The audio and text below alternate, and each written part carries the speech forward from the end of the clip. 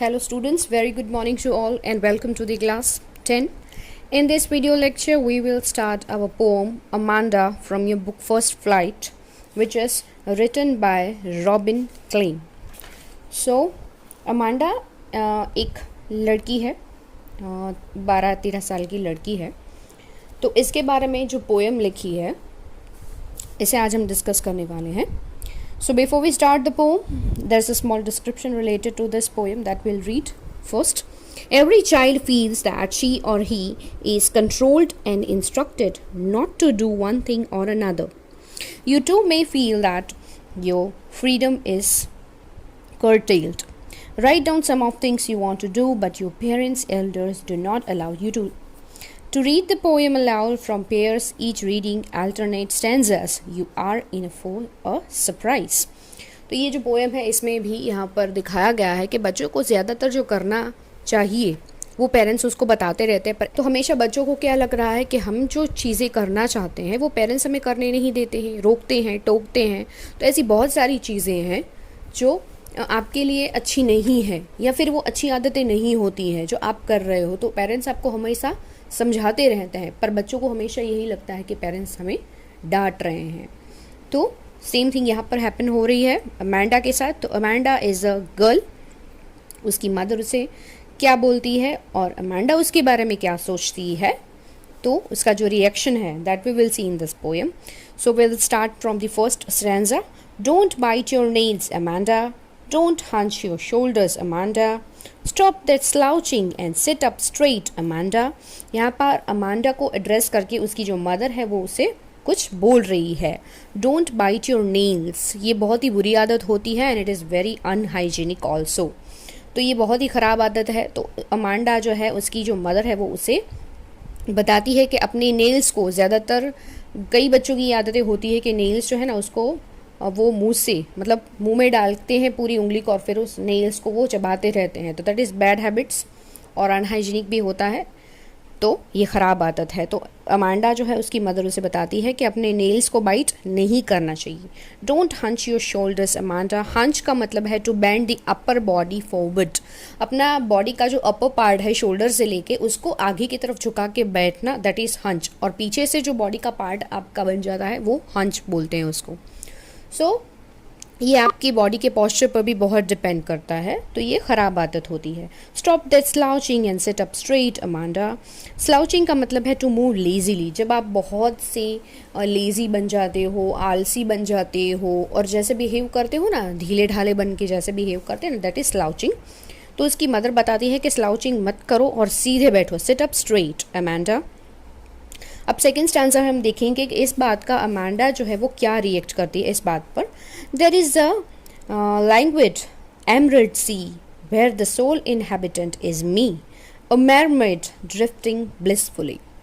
यहाँ पर अमांडा बताती है देयर इज़ अ लैंग्वेज का मतलब है रिलैक्स्ड, बहुत ही आराम से. एमरल्ड सी जो होती है वो ग्रीन कलर की होती है and emerald is a type of stone जिसका कलर ग्रीन होता है.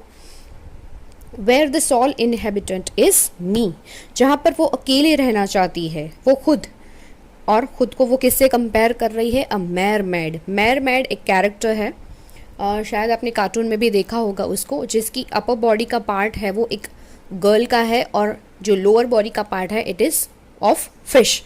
तो ये एक इमेजिनेटिव कैरेक्टर है. सो अमांडा जो है अपने आप को उसके साथ कंपेयर कर रही है और बता रही है कि वो भी मरमेड की तरह सी में ऐसे अकेले, ड्रिफ्टिंग ब्लिसफुली, मूविंग स्लोली, बहुत आराम से, बहुत शांति से वो वहाँ ड्रिफ्टिंग करना चाहती है, तैरना चाहती है उस पानी में जो समंदर नीला है, वहाँ पर बहुत शांति से वो रहना चाहती है. अब फिर से अमांडा की मदर उसे कुछ बताती है. Let's see in this third stanza. Did you finish your homework Amanda?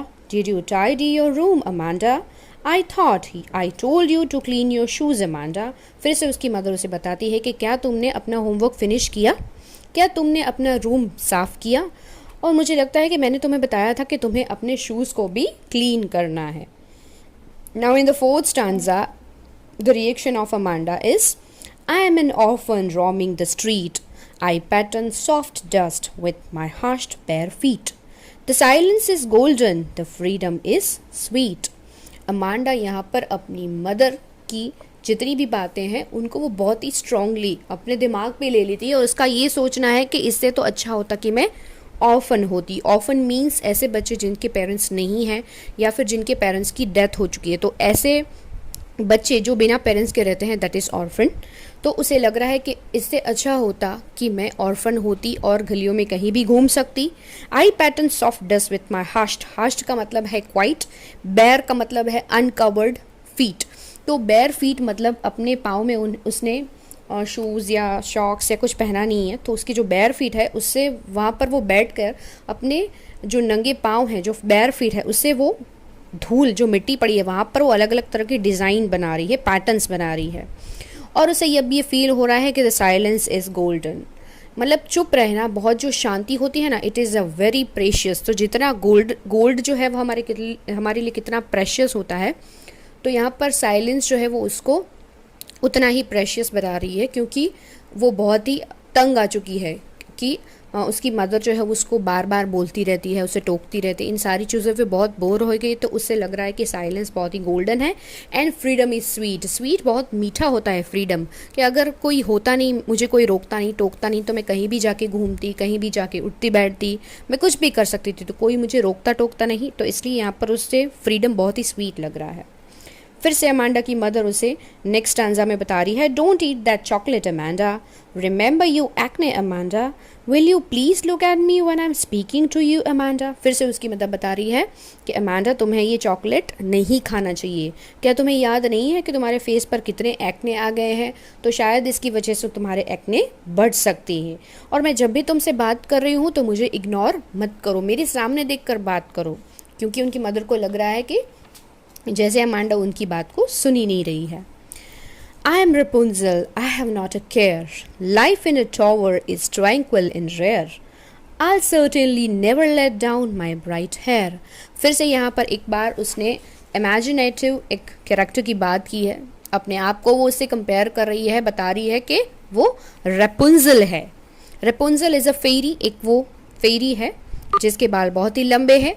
एक विच जो है उसने इस रेपुंजल को एक टावर में कैद कर लिया है, और फिर जब ये रेपुंजल जो है अपने जो गोल्डन शाइनी हेयर है वो इतने लंबे हैं कि जब वो टावर की ऊपर की जो खिड़की है वहाँ से अपने बालों को जैसे ही वो खोलती है तो वो इतने लंबे हैं कि वो नीचे तक जाते हैं, और थ्रू दिस वो जो विच है वो उसके बालों के सहारे वो ऊपर चढ़ के उस टावर में आती है रेपुंजल के पास।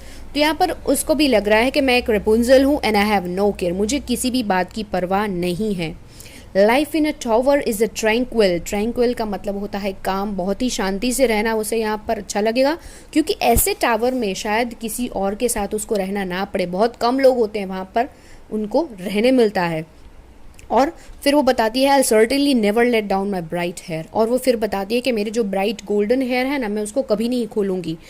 उसे लग रहा है कि शायद जैसे वो विच है जो उस हेयर के सहारे रेपुंजल के पास आ जाती है, तो यहाँ पर उसकी मदर जो है वो उसके हेयर के थ्रू उसके पास आ जाएगी। तो वो बता रही कि वो अपने बालों को कभी नहीं खोलेगी। Stop that sulking at once Amanda, you are always so moody Amanda, and even would think I nagged at you Amanda. उसकी मदर फिर से उसे बताती है कि stop that sulking at once Amanda, ऐसे अपसेट मत रहा करो, you are always so moody, तुम बहुत ही मुरी हो। Anyone would think that I nagged at you. Nagged का मतलब है टू बी स्कॉल्डेड, किसी को स्कॉल्ड करना, किसी बात पे किसी को सुनाते रहना, दैट इज स्कॉल्डिंग। तो यहाँ पर लोगों को ऐसे लगेगा कि मैं तुम्हें किसी भी बात पे मैं तुम्हें हमेशा डांटती रहती हूँ, मैं तुम्हें सुनाती रहती हूँ, पर एक्चुअल में उसकी मदर जो है उसका इंटेंशन ये नहीं है कि वो बार बार अपनी बेटी को अमांडा को डांटे या उसे भला बुरा सुनाए, पर उसके पीछे उनका एक ही रीज़न है। As a parents every parents यही चाहते हैं कि उनके बच्चों में अच्छी आदतें पड़ें जो आगे जाके फ्यूचर में उनके लिए एक अच्छे ह्यूमन बींग्स वो भी बने अच्छी आदतों के थ्रू। तो वो भी यही चाहते हैं कि बच्चों में पहले से अच्छी आदतें पड़े, जिस डिसिप्लिन की वजह से वो आगे जाके अपनी लाइफ में बहुत ही सक्सेसफुल बने। तो यहाँ सभी पेरेंट्स का यही एक आशय होता है, वो अपने बच्चों को डांटना, ये स्कॉल्ड करना उनका शौक नहीं है, पर बच्चे हमेशा यही समझते रहे। तो यहाँ पर भी अमांडा जो है उसकी मदर उनको यही समझा रही है कि मेरी बातों को समझने की कोशिश करो, उसे तुम इतना स्ट्रांगली और इतना इंडिफरेंट मत लो कि लोगों को कोई और मतलब लोग कुछ और समझ लें। उसको देखकर ऐसा ही लगेगा कि उसकी माँ तो हमेशा उसे डांटती रहती है, पर एक्चुअल में उसकी मदर जो है उसका इंटेंशन कुछ अलग ही है। So here we are and our poem Amanda. I hope you understand all the difficult word meaning and enjoy the poem very well. Thank you.